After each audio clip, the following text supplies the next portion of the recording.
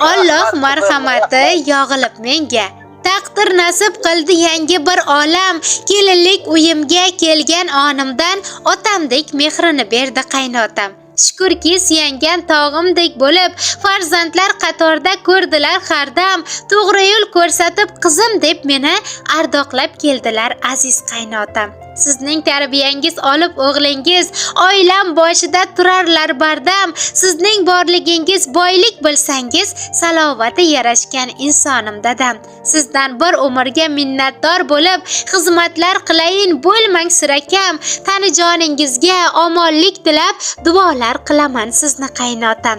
Tug'ilgan kuningiz muborak bo'lsin, sizdan yiroq bo'lsin qayg'u dard alam. Kelinmas qizidek ko'rgan insonim, otamdek suyiksiz menga ham qaynotam deya boringizga shukrlar aytib, barcha oila a'zolaringiz nomidan yana bir bora tabriklab qo'yib, kelinjon qizingiz Shalolaxon opajonimiz o'z tabrik so'zlarini yakunlabdilar. Qabul qilib olasiz otajon. Rahmat qizim. Sog' bo'linglar, salomat bo'linglar. Shalola qizimga ham uzoq umr tilayman. Ilohim.